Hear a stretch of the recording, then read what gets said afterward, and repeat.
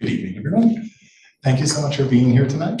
Before we begin, I would like to acknowledge that we are, of course, here in Treaty 1 territory, and the land on which we gather is the traditional territory of the Anishinaabe, Innuak, Anishinaabe, Dakota, and Dene peoples, and the homeland of the Métis Nation. In addition, McNally Robinson Booksellers itself rests on the land once occupied by the Métis community of Brewstertown.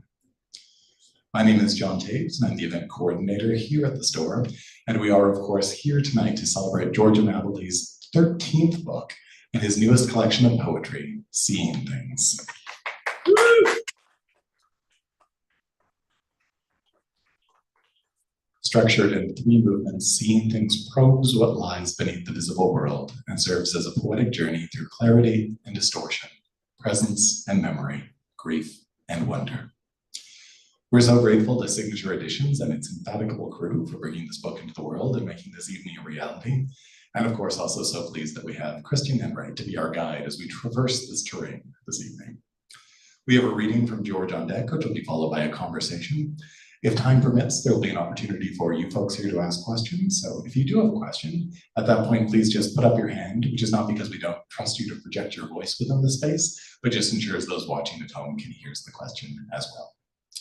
I now have the great pleasure of introducing tonight's participants. So first of all, your host, Kristian Enright, is a Treaty 1 writer who also works as a tutor, educator, lecturer, and MC, but who is steadfast in his appreciation of poetry above all, and will be publishing a book with Turnstone Press, the eagerly anticipated Postmodern Weather Report, shortly. He is also steeped in prairie poetry particularly, and is delighted to be able to speak with George about his poetry and poetics. His previous book, The Incredible Sonar, was an award-winning collection which depicted an unusual relation to Winnipeg and the prairie, which his new work will, of course, continue to do. Our man of the hour, George Amabile, is a poet and writer from Winnipeg. He has had his work published in over 100 national and international venues. He has won awards in the CAA National Prize, the CBC Literary Competition, the Petra Kenny International Competition, the MAC National Poetry Contest, and the National Magazine Awards. His most recent publications are Small Change from Libras Libertad, Dancing with Mirrors, published by the Porcupine's Quill, Martial Music with Signature Editions, all of whom won Bressani Awards, and Operation Stealth Seed, also published by Signature, which won the Michael Van Ruy Award for genre fiction. Here to read from his latest collection, please join me in welcoming George Amabile.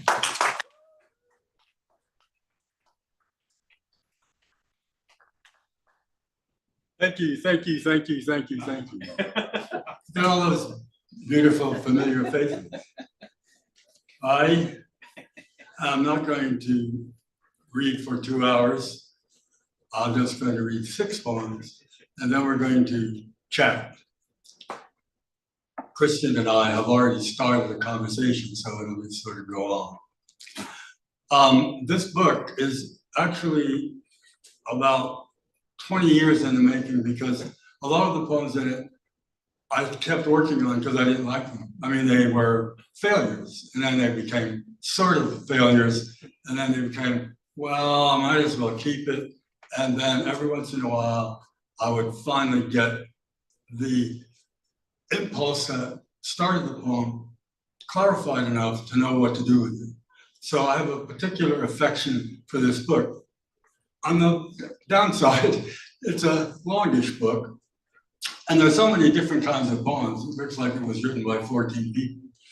However, I am 14 people. I'm a Gemini, and I don't know who I am.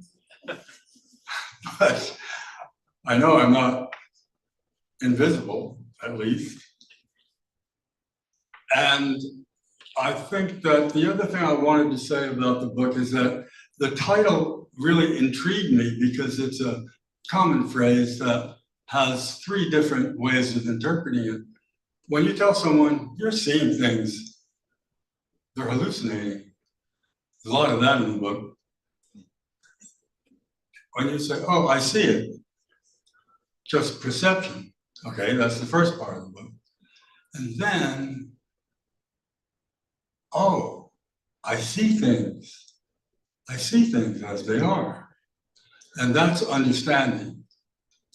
So that was my little trick of trying to make a book, but still have enough variety to get a lot of my stuff organized into it. Okay, enough introduction. The first poem in the book is a kind of an opening that has a lot of echoes that sort of move through the rest of the book. So I'm going to start with that. It's called Learning to Read. Start with something simple. A thin red comet's tail streaking the skin of an apple. Watch a trout rise. A stipple on the sunset lake grows to a bullseye ripple. There are stories in those faces that slip through the dark in the lit comic strip windows of a train. Look up. Hybrid cirrostratus, pale as a bird's eyelid. And behind that, the ivory glow of a burl that could be the crown of a luminescent pearl skull. Or maybe there's only the usual scatter of hard blue sparks that flicker and mirror their counterparts with orbits lost in the deep space of an atom. These are things you can keep surprising yourself with when there's nothing else to do and you're bored with the stretched absence of bells and whistles. Cliché. The world is a book. Yes, but how it begins or ends is anyone's guess. Admission, and I don't know what the hell's going on. The next two poems I'm going to read are from the second section, which I've called Surreal Abstract Expressionist. It's a bit of a mouthful, and I don't think it's very accurate. It's close to get you into the right perspective. And you'll see that the poems are very different from the one I just read. The first one is called Green Light, by which I suggest deregulation, freedom from all restraint, whatever. And sometimes that can be a disaster.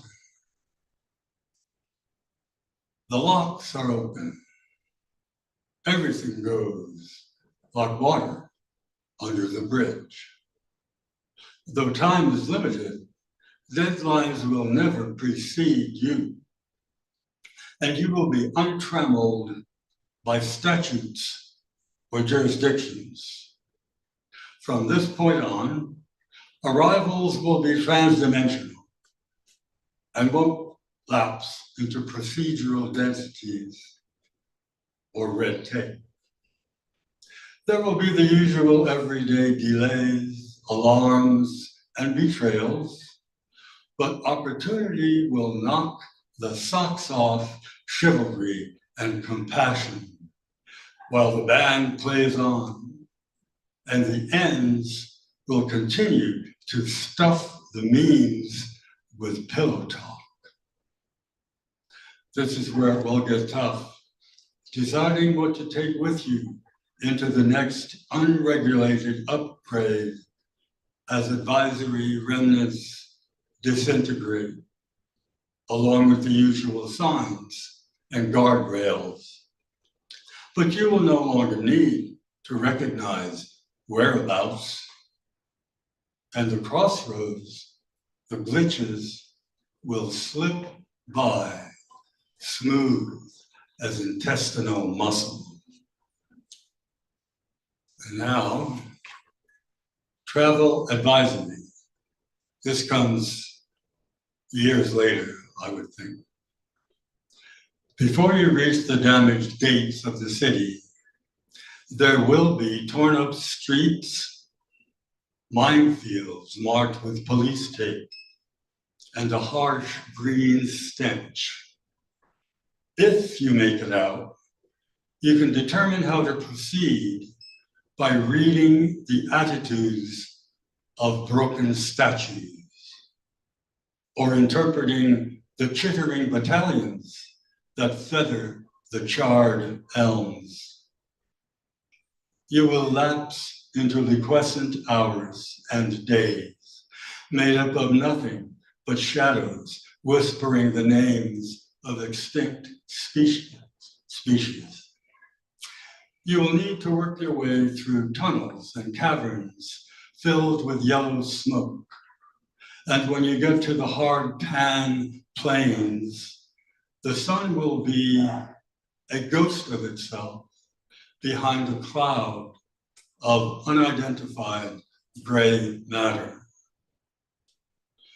All through the subcontinental forest, under the riddled bark of hardwoods, whose leaves will never reopen, look for the fireworms. They will be your only food source until you reach the Black Hills. Beyond that, there are not even rumors to go by. No one has been that far for 100 years. And now for something entirely different, or maybe not, a different mode. This is a more traditional poem. It's rhymed, so you might not hear the rhymes because I'm going to run over the lines. And it's in the tradition of the English poem that has something to say and says it sort of abstractly, but pretty direct. It's a very grim poem, and it's my opinion of where we might be or are, historically speaking. It's called The End of History. Reason, working from hearsay, gets lost in the dust. Daffodils dance on a hill in the 19th century, but whatever force they had gives way to venture capital with its smartphones and smart bombs and hustle. After the stretch and yawn gateway to justice closes, a cynical blowhard welds it shut while a flash flood of lies snuffs out the last flutter of fact and replaces it with crumbs from the crust of a sky pie. But babble brains can't lead us across the rocks or deliver their fantasy promise of glory, which will fade like a drowned wingseed scar on the everyday river that goes on without us.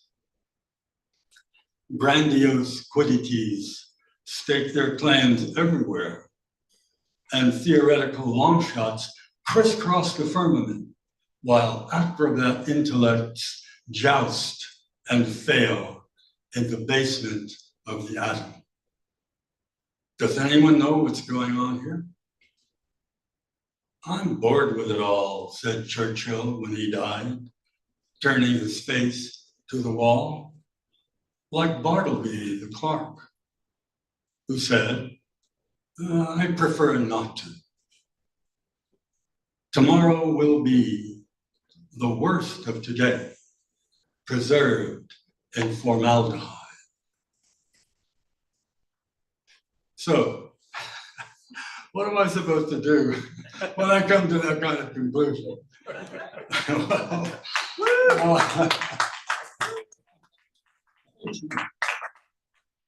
I will turn to my partner and hope for a little comfort in my misery.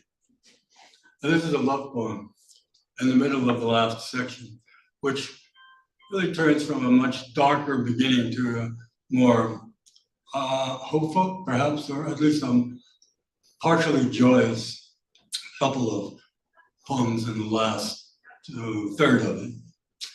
This one's called Walking by Water. Under palm fronds, flecks and spots of sun fade, and hard shadows edge from definition into the soft dusk.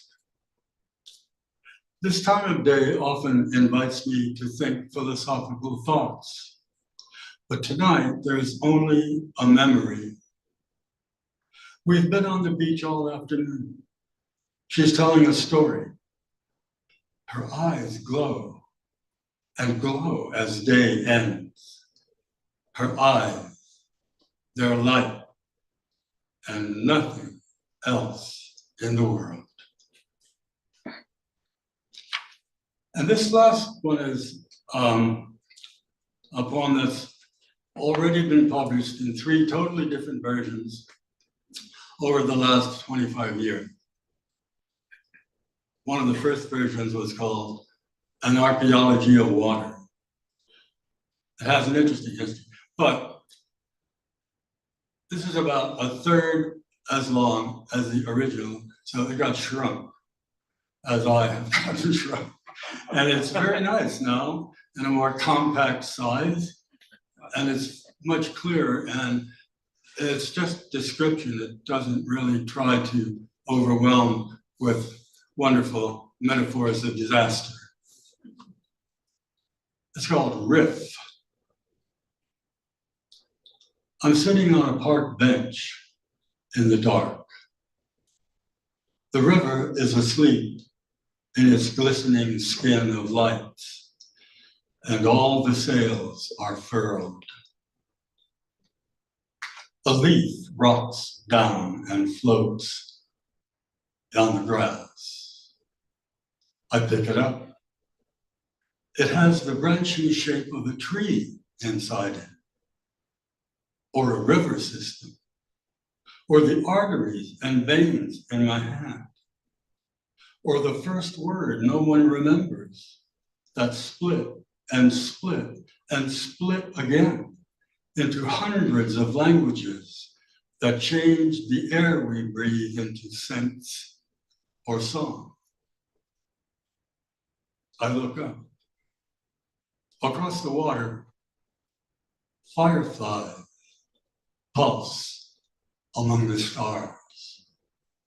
Thank you.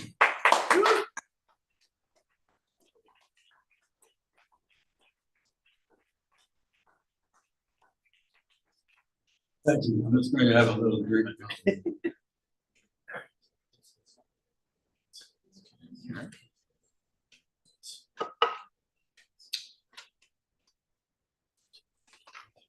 Excellent.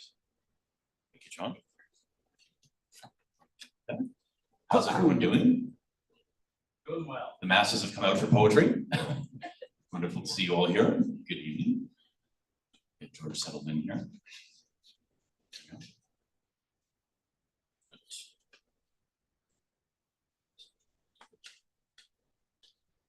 Wow, it's pretty high. Oh, hello.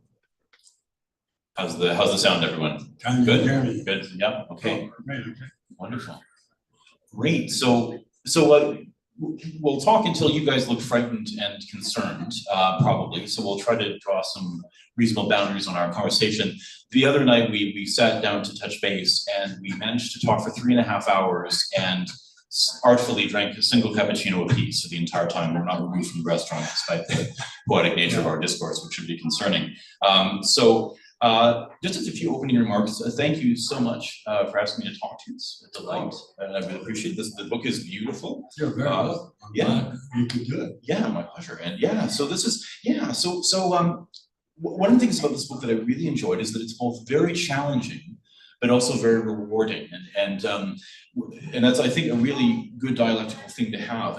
And so what I wanted to do, interesting enough, you did start with the very, so that if any of you have the book with you, you might not yet, that's okay. I'm not a professional promotional person, but the first poem is kind of a way of reading the rest of the book in a way. Where I actually came at, and here's my honest introduction to the book. The first thing I thought of when I saw the 3-part structure that was mentioned and this is a quote you like, thankfully, was William Blake, who once said, "I will create a system to avoid being enslaved by somebody else's." And so I was wondering if you could talk, you hinted a little bit, but I was wondering if you could talk a little bit about the very composite nature of this book, the fact that it is philosophically structured in a way as to show this evolution of perception. And from there, we can talk about Blake, but could you, because you mentioned that some of these poems you worked on for quite a long time, but was the structure a very difficult thing to assemble?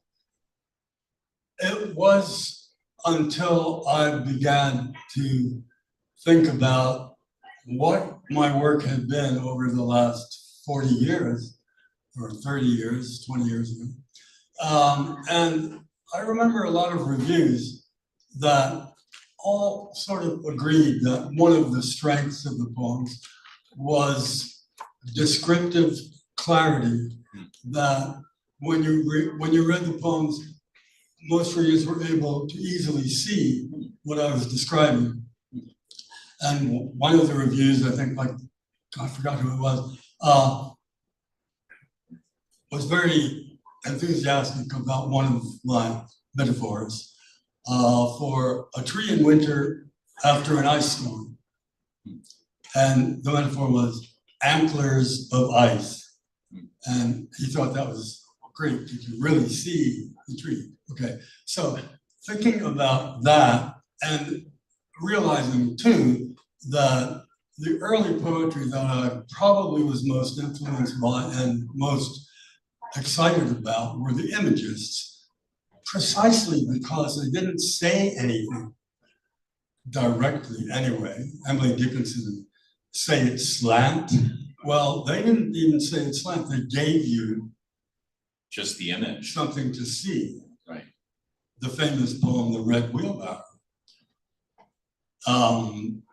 It's only later that a context was divulged, and it was William Carlos Williams is a doctor, and apparently his patient was in a crucial point, and he was looking out the window. It's a rural society there in sort of southern New Jersey, I think. And he saw this red wheelbarrow and these white chickens. And the connection was so much depends, is the first line. Do you guys remember this one? Good, okay, good. Just checking. On is the next line. Yeah. A red wheel barrow beside the white, no, glazed with rain, water, beside the white chickens. Now, the way that is slowly built and presented is a wonderful experience of tension, of a state of waiting for something to be clear, and at the end, it is clear.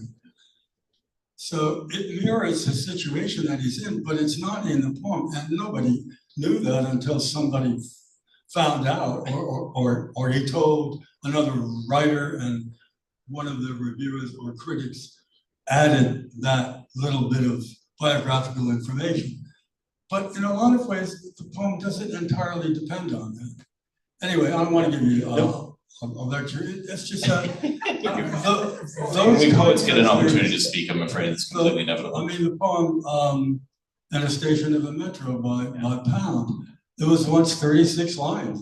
It's like that big now, and that's what happened in the poem that I read last. So, looking at things and using visual images, and I'm very, very visual person. I think that's how I think. And when I remember things, I don't remember names, or I remember images. When I remember a telephone number, I see it. So having understood all that about myself and my early intentions, I thought, well, you know, it's all about seeing things. I mean, your work is always all about seeing things. Seeing things.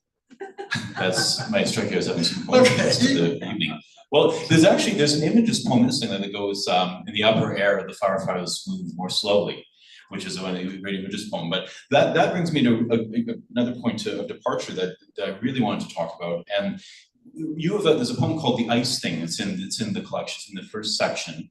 And when I read it, I originally sort of took the undulation of it. It seemed to be like a periodic sentence where the subject appears actually at the end of the poem. I was actually misreading it, but the thing, what interests me, so we're going back to Blake for a second, everyone. After getting the red wheeler, you probably remember The Sick Rose, which is a very famous Blakean poem that actually talks about, "O rose, thou art sick. The invisible worm that flies in the night in the howling storm has found out thy bed of crimson joy, and his dark secret love does thy life destroy." So it talks a little bit about something I wanted you've already talked about a bit, was how, in a sense, our appropriation of the symbol can actually alter the thing to the point that it's no longer the thing anymore. So in some ways, I was curious about whether you actually, in a sense, lose objects, because the conceit of finding a metaphor is that I think we talked about this in our conversations. We sometimes want to go back to being a child when we first see things. And what unfortunately happens with experience is that you can't look at a page of paper or a coffee cup without the history of your experience of it. So I'm curious about whether or not do you find yourself finding the objects better, or do the objects mutate more into other things, and you then elegiacally lose them in a sense? I think the way it had worked for me for a lot of the work that I did, which is descriptively focused, would begin with an image that I wanted to write about. I start writing about an experience that I've had with other people maybe, and usually I can't really get the poem going until I have something to start with that I can see. And so it's a description of a place or a thing, or in one case, a Mexican graveyard, wrought iron fence. And then what I try to do, and I'm not sure I'm always successful, and maybe it's a little too much of reach, but I try to find a comparison, a metaphor that will sharpen the image, that will make you see it more intensely. Like the word in The Red Wheelbarrow, there's one word in that poem that for me is the entire power of the poem. And that word is glazed, glazed with rain, which turns the wheelbarrow into a ceramic artwork. I mean, it's an amazing word. Where did it come from? I don't know. Imagination. When you imagine one thing being like another, and the likeness creates something in your visual field, in your mind's eye, that isn't really either of them.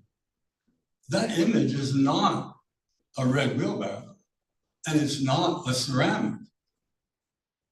It's William Carlos Williams' image of both together. And that's the kind of thing that I always found exciting in writing that I read. I did my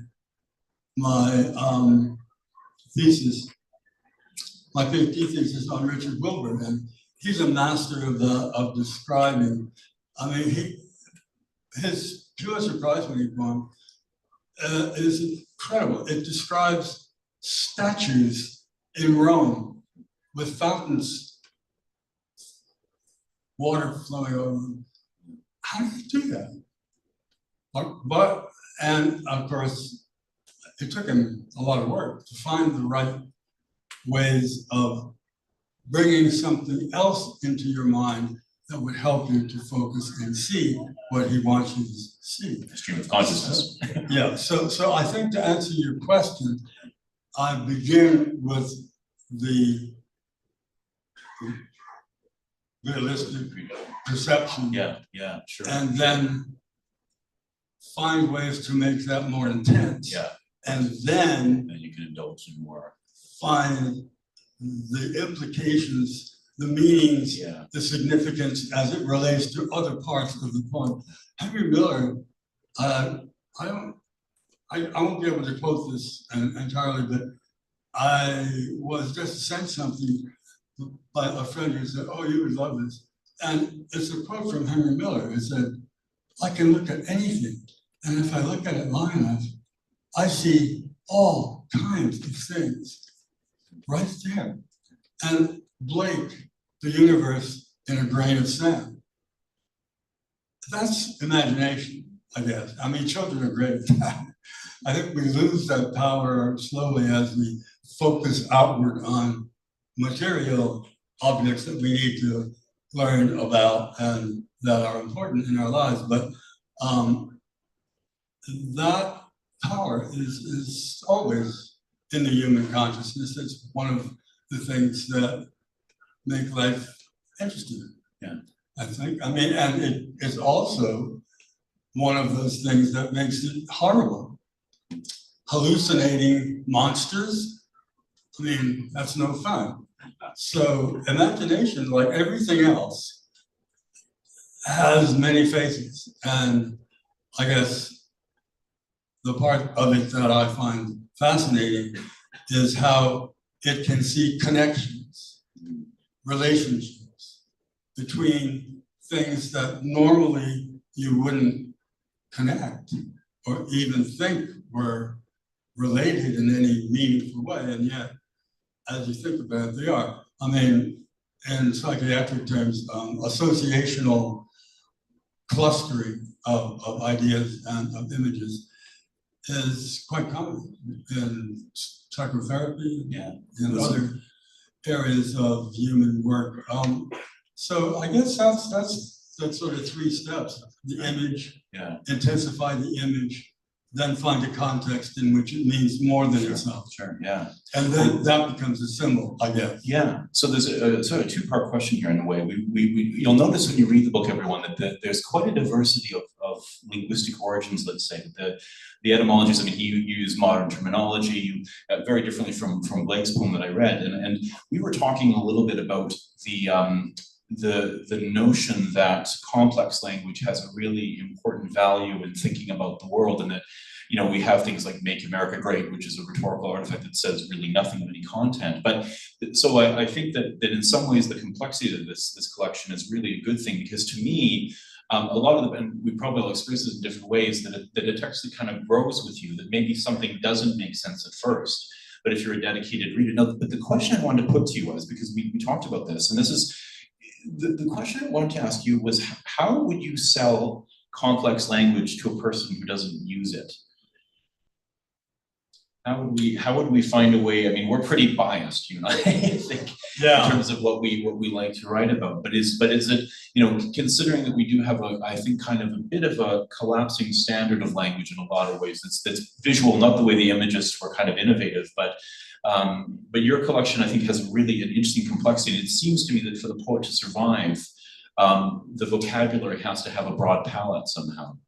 Yeah, that's a really interesting question. I'm not sure. I don't know how complexity can be simplified. Right. So the way to move or to look for some kind of an answer to that is to find an example that shows the complexity within simplicity. Yeah, right. So you begin with something quite simple that everybody knows about. Yeah, sure. And then asking a question like, okay, how does it work? Right. Yeah. Like, you know, a coffee maker, that's easy, but something more complex. Yeah, yeah. And that's maybe a way of demonstrating that simplicity and complexity are not opposites. They're not, you don't have to choose between them in order to live your life. Yeah. And I think that even if you have a very rudimentary understanding and education, you know from experience that things that look simple are not so simple. No, that's right. One of the great examples for me is house renovation, right? Well, I don't like that one. Only let's rip it up Oh, yeah? First of all, it doesn't rip. You gotta chop it. Once you get it out, you find stuff in the original floor that isn't original. Somebody else has been here way before you, and they've already done something that they covered up with the linoleum. And then how do you do that? Well, you need a special tool to get that out, because all the heads of those screws are gone, right? So how do you unscrew a screw that doesn't have a head, right? Okay, you get my point. A simple job is, and complexity is often what we run into as we move innocently But we have to see forward into something with a wonderful ambition to get something done, and not so easy. And I think in the political world or the economic world or the science world, or I mean, any area of human endeavor and activity, that kind of experience happens quite a lot. And that is the source of what seems to me to be a basic, intuitive understanding of simplicity and complexity. And sometimes you need the complex language to explain how the simple experience means anything or how things work. Because, I mean, the working of things is has so many layers. I mean, if you know anything about physics, it goes all the way down to a dozen particles that may not be particles. They may be waves of what? Waves of what? It's sort of like Occam's razor. You have to find the clarity of complexity. I mean, you can't escape some kind of experience that requires a bit of give in our desire to live a simple life with a simple mind. And I love that idea. I mean, I think that's one of the reasons that I started meditation many years ago, because it was a vacation from all the stuff that's always going on in my head, which is sometimes really boring. I mean, I like to talk, but I don't like to listen. And when that voice is me all day long, is trying to write a poem, I'm going, go away, I want to have a sandwich. Right? And so, so one of the things I did work on a bit is learning how to let it all flow away. You do have a line that, in fact, it's later in the collection, and it's actually this little segue so you write a poem about Whitman, you use the expression song to myself. Of course, Whitman wrote song of myself. But the reason you got yes, but sorry, I wasn't trying to be pretentious. That was a demonstration of pretentiousness, everyone. I hope you enjoyed that.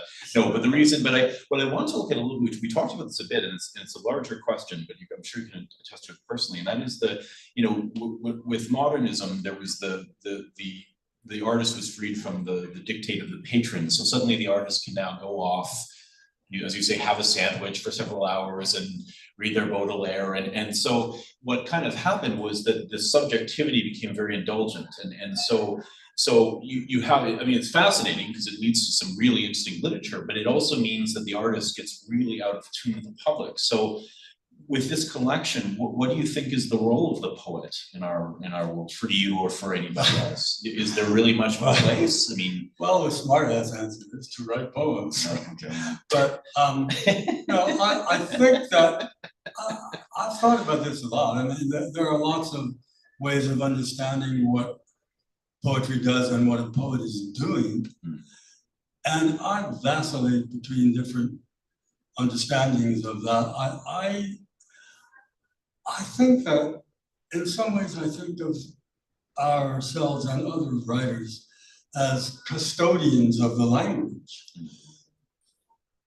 tillers of the language, farmers and ranchers of the animals of the language.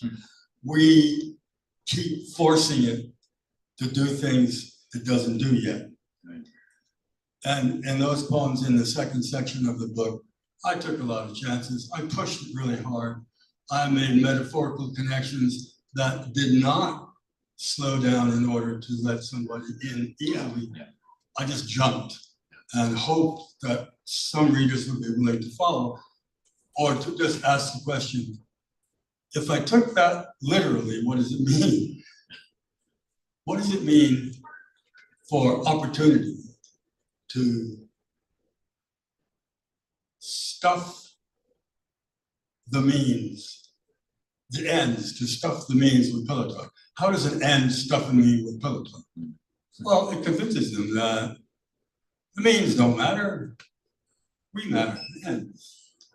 But you have to convince them, you have to be sly, and just turn on your TV, see it happening like 24/7. So, but I mean, that's an interesting example for me of that may not work at all for most reasons. I don't know, but it's an attempt to stretch the way language works and to demonstrate how it can work if you're willing or if you're interested in jumping and sort of letting go of literal dependence, which means that it's easier to say things that are hard to say if you don't confine yourself to the way it's always been said. I think that with emotions, we're pretty limited in the way we talk about our feelings. You know, you're either mad or you're not, or you're happy or you're down or you're up. But emotion is a really complicated or complex state of consciousness in the body. I mean, you feel with your body, you don't feel with your mind. I mean, that's the strange thing about it. Like what I'm feeling right now, I'm kind of exhilarated because I'm happy to talk with Kristian, and I can feel it here. I mean, it's all there. It's not an abstract thing. It's not consciousness. It's something else. So it should be much more diverse, and there should be a wider spectrum of ways of communicating exactly what we're feeling. Yeah. I can be mad in a dozen different ranges of intensity. You know, I mean, so can everybody else. All the way from annoyed, oh, leave me alone, to I'll chop your head off. You know?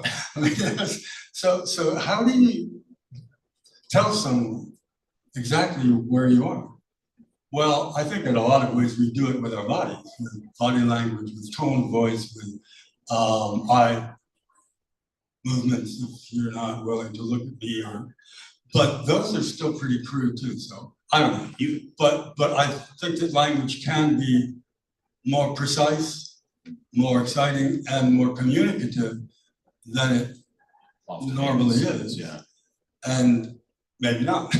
You have a I'm not sure that it works, but I do think that one of the sort of small pieces of evidence about that is the way so much of our literal language is not literal at all. There's nothing literal about the long arm of the law, right? Or even the outlaw. Out of what? Out of the law. Where is the law? It's in a book. And when you push common language a bit, you begin to see that there are these metaphors all over. And they're just things that have been useful, and so they just become habitual, and then they get fixed. Well, I think that one of the jobs of writers generally, and poets maybe more or less, I don't know, is to maybe stir that up a bit. Yeah. You do have a poem here called Happy Hunting that there's a line from Ulysses where Joyce describes Shakespeare as the happy hunting ground for minds that have lost their balance. And I was curious about the idea of the dissociation of sensibility, the idea that language and like that thought and emotion have to be together in some way. But I was thinking in a way that, but I was thinking that in a way but I suspect you lean more towards mind in this collection. Would you say? Yeah. Is that fair? Yeah, I think that's very, very true, especially for the middle section.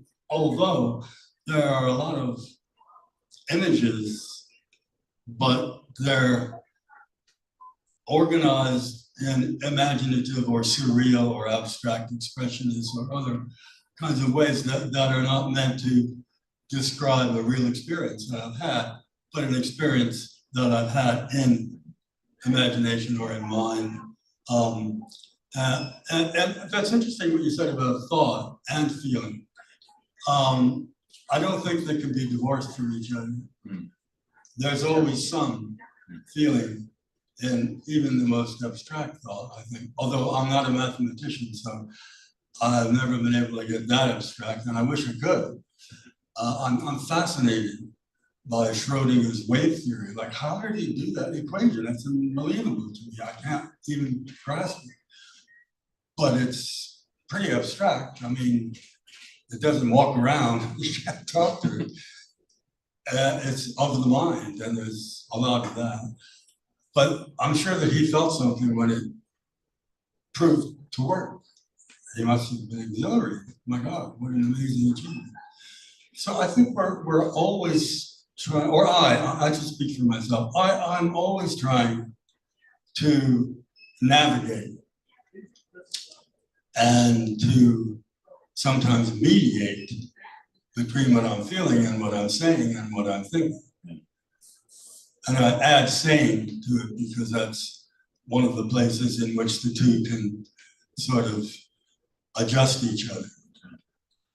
But it's a very difficult state of balance to maintain. I don't think it's possible to be there always, constantly. We can't arrive there and stay there. It's one of the places that we manage to move through as we organize and disorganize and think and feel through what we experience. Now, I guess as we get older, it gets easier because our range is probably more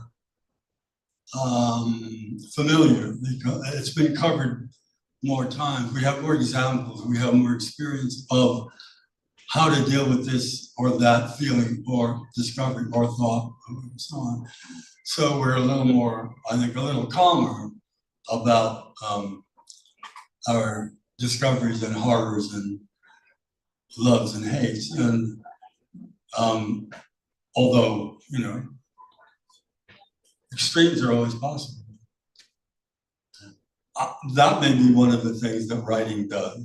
Sure. It has, I think, a healing effect on the consciousness. I think writing for a great many people has been an activity that is coupled with psychotherapy or other forms of mental healing, like art, painting, or music. So all three of those arts have properties that pull the mind together. And I think that sense of composure, of composition, of being whole, and more being together. That's the word I was trying to get. And if that's true, and I think it is, then there is some point to all this. But I have to admit that there are days when I don't see what the hell good it is to write a really smart-ass poem or a great piece of music, like a great song. I mean, has Joni Mitchell changed the world? Maybe. But the way it looks, what I'm seeing right now is that she better write a lot more songs because it's not working. So I guess, again, there's no one answer, but I think there are values. I think it's very difficult to describe them clearly, to defend them in the context of urgency, of crisis. In another context of with more social composure and with more peaceful pursuits, I think it's easier to make the case for art in general, and especially for aesthetic feeling. We were talking about John Keats too last night. Truth is beauty. That is all you need to know. Well, not quite. But there is something in the experience of something beautiful. It feels great to feel the appreciation of something beautiful. A face, a landscape, a painting, a song. And we know what it is, but it's very difficult to describe it. How do you know? Why is it that beautiful? Well, some days it is. And a lot of it depends on where I am and what is my emotional state. I mean, I know people, well, James Dickey, a Pulitzer Prize winning writer in the United States, was in World War II. He was a bomber pilot. And he wrote a poem in which he describes the beauty of the exploding bombs like blossoms. Oh my God, that's bizarre. But what do you do with that? Sure, that's So, a problem. Sure, yeah. it is a very subjective judgment. It's not even a judgment, it's automatic. I mean, you don't see the pros and cons and then, okay, I decide, yeah, okay, that's beautiful. No, it's not the way. It's much more immediate. And I find it mysterious, actually, in ways that, I mean, I remember just a couple of months ago, I was feeling tired and kind of out of it, and I had to go and buy something at Safeway, and I didn't really want to be there. And I stepped out of the car, and as I closed the door, I looked up, and there was a most extraordinary color pattern in the clouds just above the skyline. And it just took my breath away. It was amazing. It totally changed my mood. And it was just the sky. I mean, it wasn't a revelation of a spirit come down to save my ass. No, it was just, and as I watched it, it changed, and then it wasn't there anymore.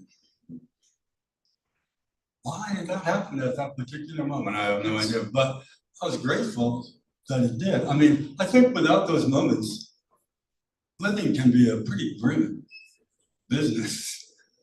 And I think we have lots of these kinds of moments, not just with beauty, but with love and with laughter, with hilarity, with exhilaration, excitement.